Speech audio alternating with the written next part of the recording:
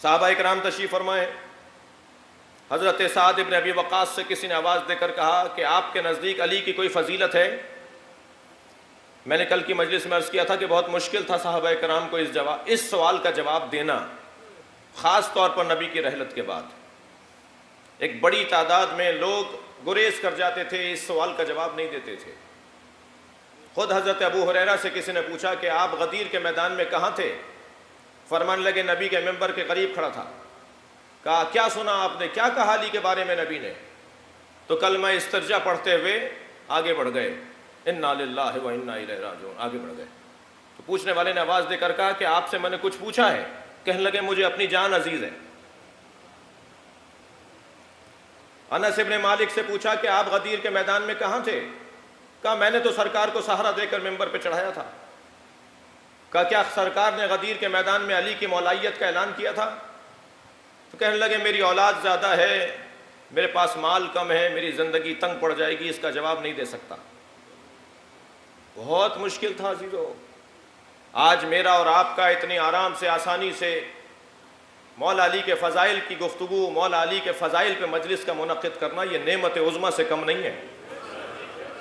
اور اس نعمت عظمیٰ کے حصول کے لیے جس کا جو حصہ ہے اس کے لیے خیر خواہ بھی رہیے اور دعا گو بھی رہیے. سب بہت مشکل تھا، بہت مشکل دور گزرا ہے.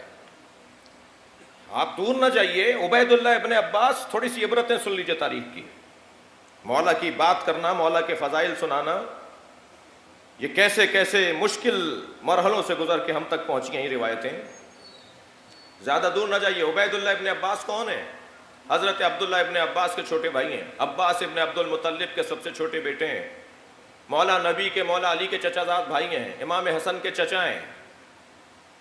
جی مل گئے تھے شام کے حاکم سے جا کر، 80,000 دینار درہم لے لیے تھے.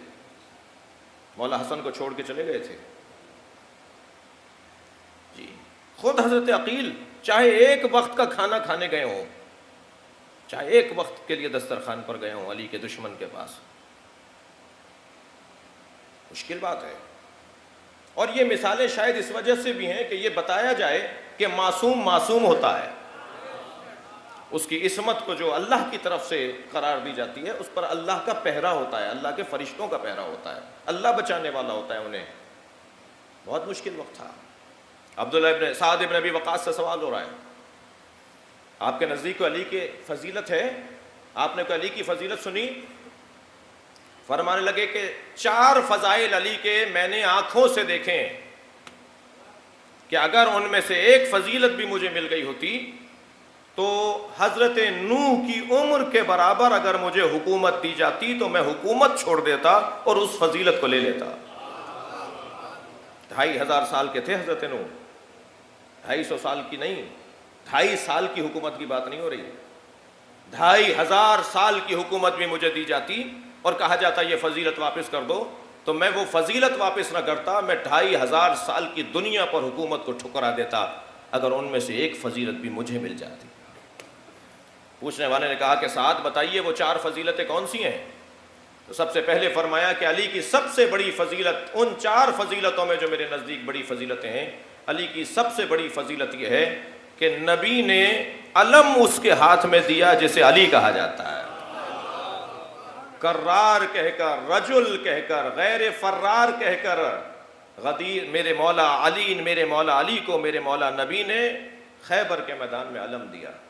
یہ علم لینے والی فضیلت یہ علی کے ان 4 فضائل میں سے ایک.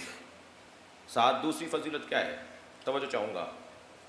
ساتھ کہنے لگے دوسری فضیلت علی کی یہ ہے کہ سورہ مبارکہ براءت، توجہ چاہوں گا، سورہ براءت، سورہ توبہ، اس کا ایک نام سورہ توبہ بھی ہے. سورہ براءت اور سورہ توبہ جب نازل ہوئی تو مشرکین پر جا کر اس سورہ کو پڑھنا تھا. وہ پیغام مشرکین مکہ کو جا کے سنانا تھا. سرکار مدینے میں تھے. سورہ نازل ہوا کہ آپ یہ پیغام مشرکین تک پہنچا دیں. عجیب بات ہے. دیکھیں کچھ دیر کے لیے ذرا کھلے دماغ سے میری ان چند جملوں کو سنیے گا، کیونکہ میں مائک پر مجلس پڑھ رہا ہوں اور میں پہچانتا نہیں ہوں کہ کون کس عقیدے کا حامل ہے، الا و شذ و ندر، کچھ کے علاوہ یا زیادہ تر کے علاوہ. اگر ایک بھی میرا کوئی عزیز بھائی بیٹھا ہے تو اسے لمحہ فکریہ دے رہا ہوں. جب سرکار کے اوپر یہ سورہ نازل ہوا، سورہ براءت، سورہ توبہ، حکم ہوا کہ مشرکین مکہ کو جا کے یہ سورہ سنا دیا جائے، یہ پیغام سنا دیا جائے، تو سرکار دو جہاں نے حضرت ابو بکر کو بلایا. سب نے لکھا ہے، ایک تاریخ کا واقعہ ہے، تاریخ کا باب ہے، ہر تفسیر میں یہی آپ کو ملے گا. بات کسی مسلک اور مکتب کی نہیں ہے، بات قرآن کی تفسیر کی ہے، شان نزول کی ہے. حضرت نبی مکرم نے حضرت ابو بکر کو بلایا اور کہا آپ جا کر یہ سورہ مشرکین مکہ کو سنا کر آ جائیں، یہ مشرکین کو یہ پیغام سورہ براءت کا سنا کر آ جائیں. جی حضرت ابو بکر مدینے سے مکہ کا آدھے سے زیادہ سفر گزار چکے تھے. اب یہ کون کہہ رہے ہیں؟ سعد ابن ابی وقاص سنا رہے ہیں یہ داستان. وہ سورہ لے کر جا رہے تھے کہ جبریل پھر نازل ہوئے اور کہا لا تکلف الا وانت ونفسک، یہ کام یا آپ خود کریں گے یا آپ جیسا کرے گا. یہ لکھا ہے صاحب نے، صلوات پڑھیں ذرا محمد و آل محمد.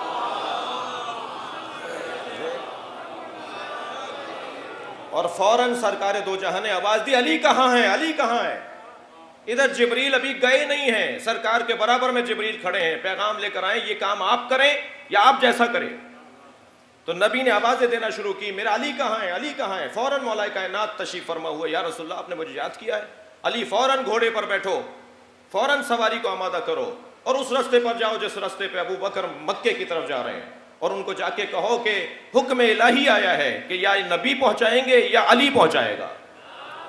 کسی نے کہا یا رسول اللہ کیا پیغام آیا ہے؟ کہا مجھے اللہ کا پیغام ہے یا آپ پہنچائیں یا آپ جیسا. کہا یا رسول اللہ آپ نہیں جا رہے تو آپ جیسا. کہا مجھ جیسا علی کے علاوہ کوئی اور نہیں ہے. صلوات پڑھے محمد و آل محمد.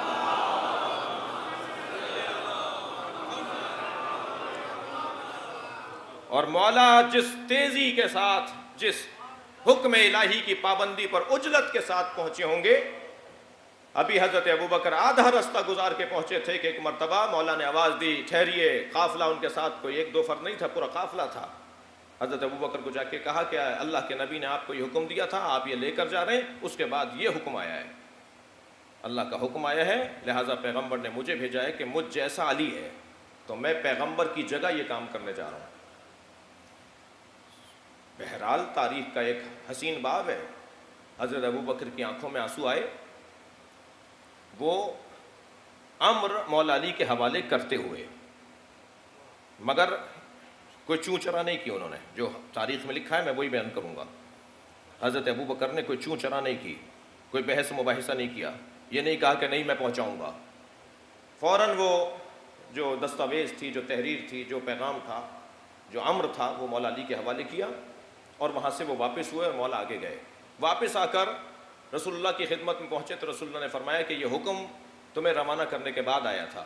سعد ابن ابی وقاص کہتے ہیں کہ ابو بکر کا جانا اور علی کا ان سے وہ امر لے کر پھر علی کا پیغام پہنچانا، یہ خود دلیل خلافت علی ہے. بھائی صلوات پڑھیں محمد و آل محمد.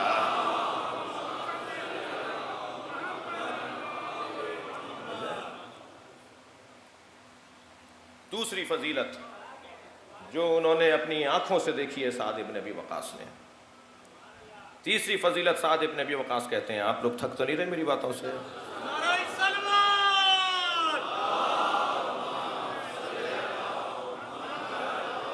بڑی حسین بات ہے جو میں آپ کو سنانے جا رہا ہوں، آپ کی سنی ہوئی ہے، میرے لب و لہجے میں سن لیجئے. تیسری فضیلت سعد ابن ابی وقاص کہتے ہیں علی کی یہ ہے کہ نصف شب میں وحی نازل ہوئی. اچھا کل میں یہ کہہ چکا ہوں کہ ہمیشہ وحی آیات کی صورت میں نازل نہیں ہوتی تھی. جبریل ہمیشہ آیتیں لے کر ہی نازل نہیں ہوتے تھے.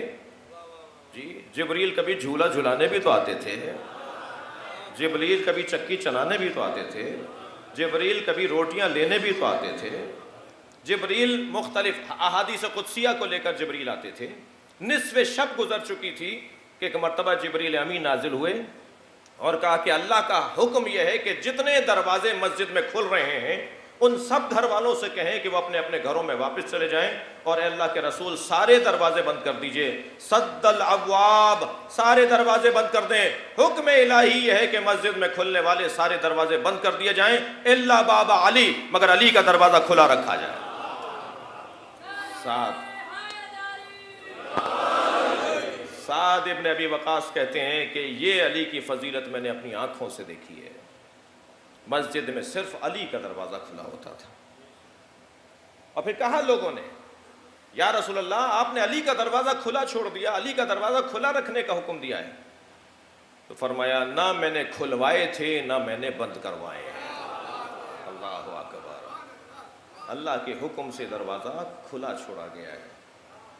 اور علامہ ہلی نے تو فضل ابن روزبہان ایک بہت بڑے اہل سنت کا عالم مفکر, انہیں مولا کائنات کی خلافت بلا فصل پر جو دلیلیں دی ہیں نا, مولا کائنات کی خلافت بلا فصل پہ دلیلوں میں ایک دلیل یہ دروازے کا کھلا رکھنا قرار دیا ہے. دیکھیے آیت تطہیر بھی عصمت پر دلیل ہے جی, لیکن سد الابواب کی جو روایت ہے, سد الابواب کا جو عنوان اور حدیث ہے, یہ دروازے سارے بند کر دیے گئے سوائے دروازہ علی کے, سوائے باب علی کے, یہ خود ایک دلیل عصمت بھی ہے. میرے اور آپ کے لیے حکم کیا ہے؟ مسجد میں نجاست کی حالت میں گزر بھی نہیں سکتے ہم. دقت چاہوں گا کچھ کہہ رہا ہوں. اگر کوئی نجاست کی حالت میں ہو تو مسجد سے گزر نہیں سکتا. کوئی چیز رکھ کے آنا حرام ہے, کوئی چیز اٹھا کے آنا حرام ہے, اٹھا کے لانا حرام ہے. مسجد سے گزرنا مرور حالت نجاست میں جائز نہیں ہے. توجہ ہے, علی کا دروازہ کھولا ہی اس لیے گیا ہے کہ یہاں نجاستوں کا گزر نہیں ہے, یہاں طہارتوں کا عنوان ہے, عصمتوں کا عنوان ہے. فرماتے ہیں چوتھی فضیلت جو میں نے اپنی آنکھوں سے دیکھی علی بن ابی طالب کی, وہ مباہلے میں پیغمبر اکرم اپنے جیسے کے عنوان پر کسی کو لے کے گئے تو علی کو لے کر گئے.